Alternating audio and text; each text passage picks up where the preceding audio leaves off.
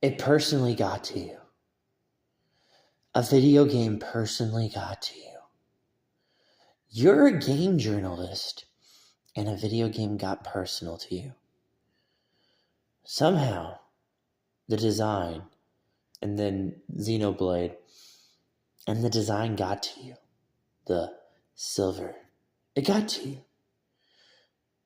As opposed to like realizing that the game was challenging, and a nice challenging game is fun. You have a lightweight controller from the Joy-Cons. But that's where you clocked in as a career, and that's what you did. You joke. You bum. First of all, have you had squid? Oh, no. Have you eaten squid? Squid's good. You never had squid? Really good protein. Very good food. Chewy, delicious, just as good as steak. Have you had squid? No, you've not had squid, because squid is amazing. I almost got like 5 plates of squid. Squid's pretty good. Squid's just as good. It's a lot of delicacies. But that's what I mean. Oh my goodness. You played Legend of Zelda. Echoes of Wisdom. Okay? So I'm trying to... You want to get paid to talk about a video game. You know what I'm saying? You want to actually get paid to talk about a video game. You want to get an early copy, and you want to talk and put a good, well-written review. Where do we start with, like, the way the game looks, the way the game plays? Here's another funny thing you're not even putting into it. Yes, she's just a very important character, though. She's a mutant. She's awesome. She's good.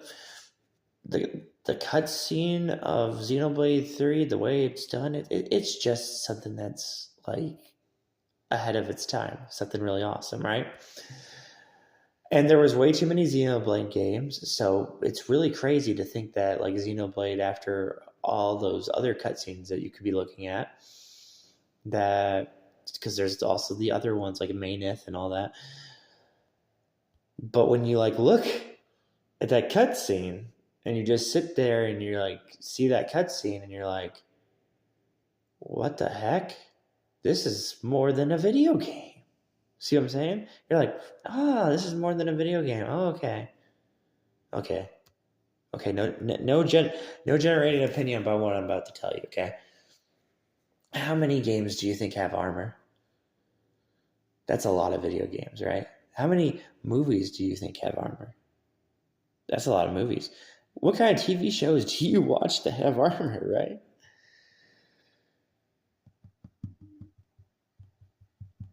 How do you spell squid? S-Q-U-I-D.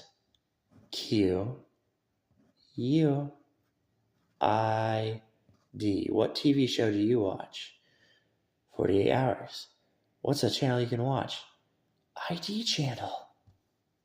Where does the ID channel lead you to, right? Wow. That's kind of cool. That's pretty decent for a video game to do something like that. That's pretty crazy. Hey, you don't say, man. Yeah. People love studying crazy things. They love studying psychos and, like, people that, wield swords, right? And you remember the guy that had an actual master sword and tried to attack somebody with his master sword he purchased, right? Which, that's an actual story, and he had, like, a master sword, and, But that's what I'm saying, is, like, it's kind of like, okay.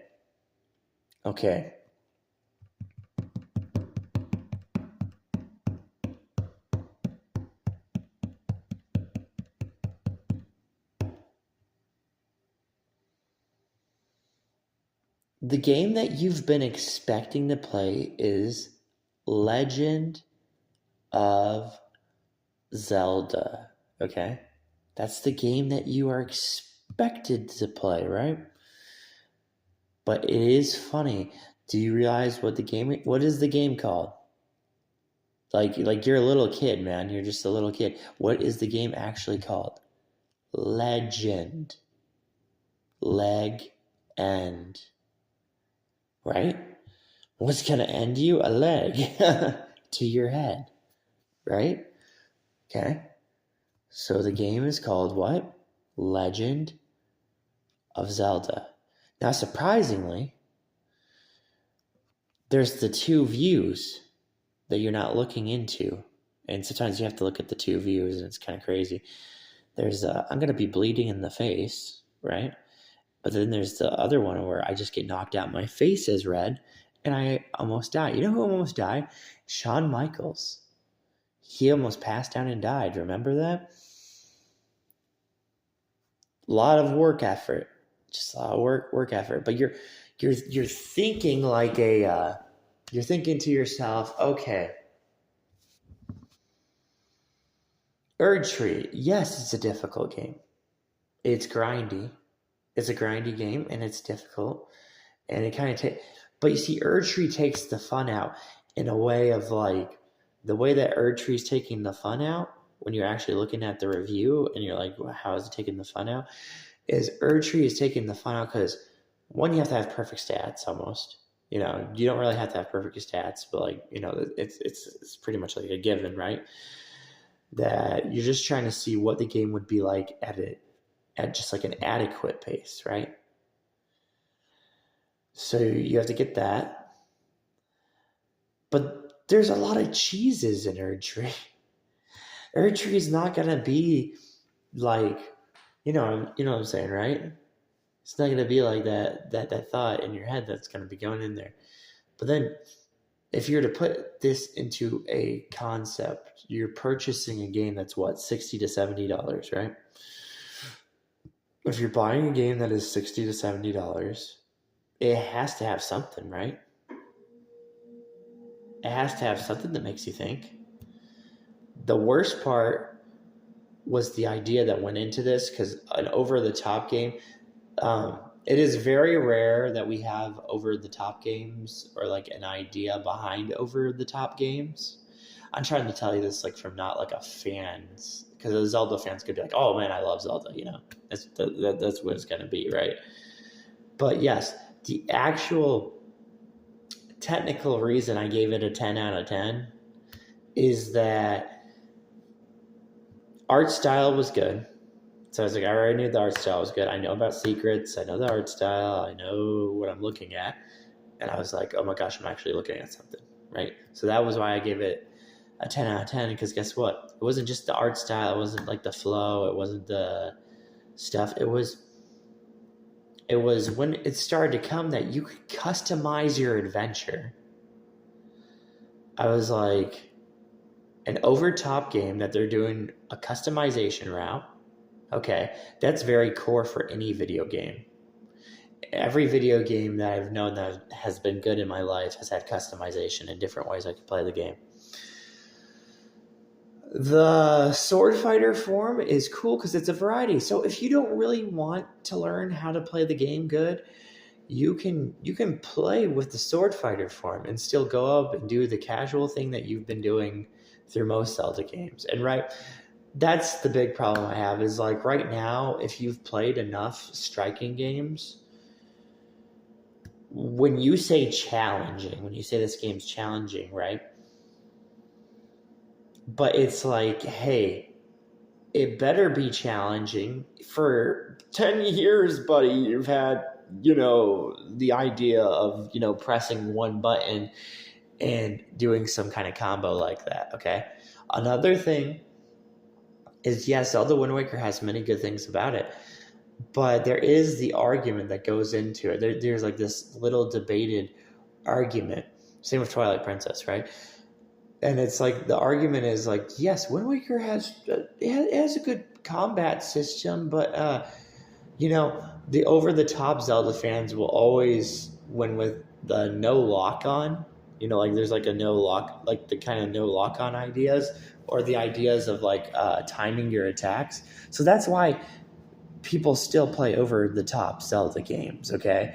And when people actually play over-the-top Zelda games now, Now, what do I just look amazing because of Phantom Hourglass? Is that you get what I'm saying? I'm so sick of that. Oh, I look amazing because of Phantom Hourglass. No, I went into Phantom Hourglass and I re-looked at Phantom Hourglass due to like the layout of the map and just to know how badly I'm being screwed with. You know what I mean? Like, so when I was playing Phantom Hourglass and like I looked at the beginning of the map, I'm like, oh. Okay, so this is a Nintendo DS game that is introducing me to the beginning of kind of a crazy area, you know? And I'm kind of like, oh, and before there was Between Worlds, there was what? Phantom Hourglass. So Between Worlds was like what the first gap where they were gonna make you spend your money, right? But the good thing that Zelda Phantom Hourglass actually did for the Zelda series is that it showed that you could do different little things and you can make still tough dungeons. So that was what was really good about Zelda Phantom Hourglass. You know what I'm saying? Like, it was an actual overall good Zelda game. And many of my friends who like Legend of Zelda games, that's the games we prefer. We prefer both Phantom Hourglass and Spirit Tracks, right? So that's what's upsetting is when you're not guaranteed you're gonna get somebody invested into Legend of Zelda. You know what I'm saying? You're not guaranteed you're gonna have that happen, but the people that actually do end up getting invested into Legend of Zelda. And recently, I had a conversation with somebody who was just playing Oracle in Ages. You know, so the window to get people into playing Zelda has always been over the top. Okay. And then you go into 2024, which is this year, and you're not really expecting that many of the games that are coming out in 2024, because it's been a different change of time. You know, companies have to work different, but you're not expecting companies to really put out games that are going to give you multiple options, right? And give you something different. So there's that. And I'm like, oh, okay, potato. Like, people talk about potatoes. No, the couch potato is the person that was just like, okay, this game's challenging. Okay, there's a list of video games. I'm going to tell you what. Recompile is kind of challenging, right? Okay, so there's some challenging things about Recompile, but I'm trying to tell you something else. There are some games that are ridiculously challenging, and you have to, like, read and do a bunch of different things. There are games that are out that you've dealt with that have been the same challenge pace. See what I'm saying? You've dealt with something like this.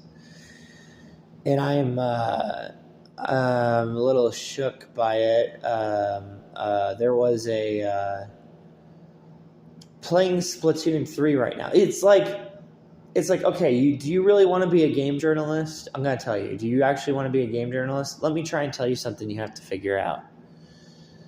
You have to figure out how video games work and how crazy video games are. And sometimes you have to end up playing like online games. And the hard debate with somebody is, yes, you can enjoy easy games that you get. Yes, you can enjoy that. I see that view where you can enjoy that. But Splatoon 3 and other shooters, Call of Duty, Battlefield's a far distance shooter. I'm trying to tell you something. These shooter games teach you how far you could take game development, how far you could actually take a game development. And the reason I preferably play Splatoon 3 a lot is I like Splatoon 2, but I play Splatoon 3 just in case. I have to prepare for whatever, you know, they have to satisfy casual people too, you know, they have to satisfy people who are not good at the game. And I just have to prepare for the new mechanic ideas that they want to add.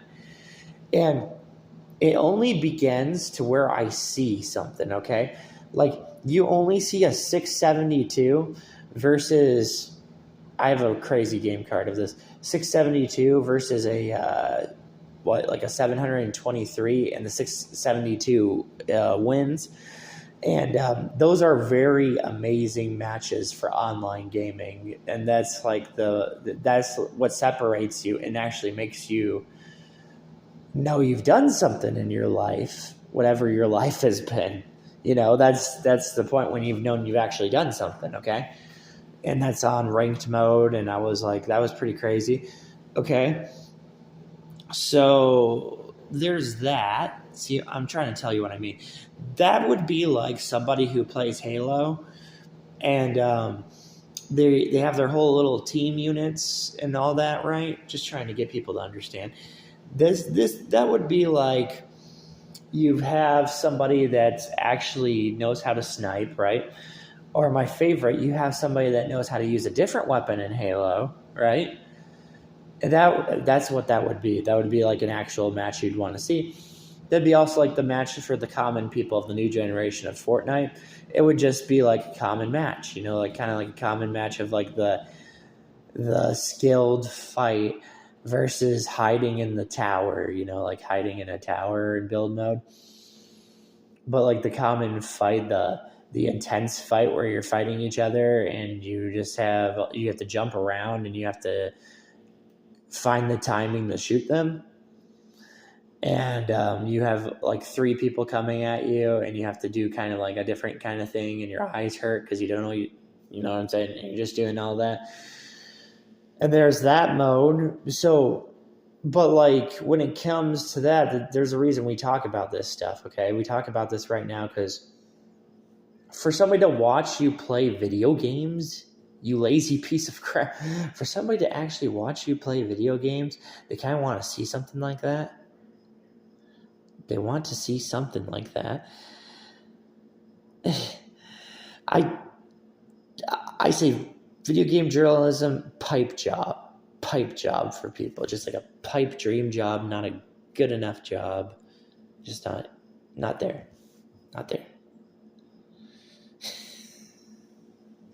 That's what's making me laugh. I'm like, okay, I understand. You wanted to be a video game journalist. I got that. I got the idea that that's what you wanted to be. But right now, you're not helping anybody out that's actually in the community that plays online video games. You're not doing anything. And then you're trying to say, like, I'm a full-time work. That's what I'm trying to say. You're trying to say you're a full-time worker. You're trying to say you're organized. You're trying to say that you have some kind of idea. And I just don't see it. And then there's the other game journalist who actually understands the Zelda Little Echoes of Wisdom game and gives it a fair review. So there's that too. But this was the whole point. Rather than making it like a boring topic, it was more of like not just seeing Zelda, it was seeing the idea of like, where's our game journalists, man? You know what I'm saying? Where are they? And right now, they're just going to leave. You know what I'm saying? They're going to leave a 10 out of 10 on Nerd Tree. They're going to leave a 9 out of 10 on Zelda Echoes of Wisdom, when both those games need to be closely looked at, right? Both of those games need to be closely looked at and have a review that would make sense to both of them, right? But that's not going to happen. See what I'm saying? That's why I erased all the idea of reviews in general. Like a general idea of reviews, just to know the other video games that I could go out and see some video games that are actually fun to play, right? And not scratching your head, okay? But that's what I meant. It's not a surprise. That's actually what I'm trying to say to you, is like right now I'm just like, oh, okay. This is the crap. This crap right here, okay? And some people have purchased a PlayStation 5 and they've not got anything out of it. So why do you see them acting like a weirdo? Because they've purchased a PlayStation 5 and they're acting like very weird online due to their PlayStation 5 purchase, because that was a purchase investment, right? But if you're going to sit down and have the talk with people, like, people aren't going to talk to each other. Do you get what I'm saying? People are already not talking to each other. But people are not going to talk to each other after all this nonsense. And I wanted to say this because Dragon Age will be coming out next month. Okay, so Dragon Age will be coming out next month. But I wanted to say this as and there'll be an update to Starfield. Okay, so Starfield's going to have an update, right? I wanted to say that to you. Do you get what I'm saying? I wanted to actually say information for you as opposed to what always goes on. Every year it's the same predictable. It's almost like the same predictable thing. You know what I'm saying? Like, that's what I was trying to think about. I was thinking about, like, oh, I kind of don't want to have game awards not be like actually carefully thought of, right? And I like to add funny drama, I do. But like, I'll tell you, even Krista, meh, not worth your time. Do you know what I'm saying? She needs some revisions to work on her YouTube channel. Zelda Echoes of Wisdom, if you were to ask me if I thought it was a difficult game, it's not a difficult game. Did you hear what I said? Not a difficult game. We have not had a difficult game since, and being fair on this, we have not had really a difficult game probably since Monster Hunter Try. So we really have not had like the game that you think is like super difficult. We've not had prepare farming games. We've had little doses of farming games. We've not had actual ideas of online cooperative kind of physics idea, right? But like right now, people are complaining about Call of Duty. And I find that even funny too, because I was like, you already knew you were going to have to deal with fast pace. It's Call of Duty, you stupid idiot. You fart. like you knew that somebody's going to study the spot where you're going to go to and want to get in a shooting battle with you. They're going to know where you're running or sprinting. You already knew that was the idea. You already knew there might be a new mechanic you have to study in Call of Duty. Oh, who would have thought? Gee, maybe it's because they're trying to make every Call of Duty different so they're playable. Yes, actually playable games, right? Oh my gosh, what a concept. What? It's okay, it's we want Call of Duty to be balanced to make sure our consumer that we actually have that's in the Call of Duty universe wants to stay with our product, right? So they're listening to me, yes, but there's a reason they're listening to me. You guys have to understand the reason they listen to me a little bit is I've won multiple events of Splatoon. So, I mean, it's kind of like a general basis idea to be like, okay, we need some online feedback. And Splatoon 3 is playing more of a modern game. And Splatoon 2 is the one I like. But like Splatoon 3 is playing more of a modern game. So they have to pay attention to little ideas that are happening in there. That way they take on the units, because you're taking on all kinds of units. You do not want the argument to a Call of Duty fan that they just want to go and play Splatoon. You do that, you're going to have another, multiple event where like people are just all playing Splatoon worldwide, right? So that's their whole idea. Their whole idea of Call of Duty is right now is they're like, we need to kind of approach it and make it feel like Call of Duty. See? Need to make it feel like actual Call of Duty. Okay? So they have to think of things to do it. So nobody's really watching Call of Duty as much as Fortnite. Okay? So there's a lot of pressure on Call of Duty, and that's what you're getting with the Call of Duty product right now. You gotta wait until it's released fully to see what it's actually all going to be like. And this does matter mainly to Call of Duty has really not been approached in a long time, right? So this is kind of the idea to see if they can bring Call of Duty back, right? Okay. But I was thinking about, where's that topic? You know what I'm saying? Where is that? Where, buddy? Where's that? Oh, you want to hear the little Fortnite debate too? Here you go.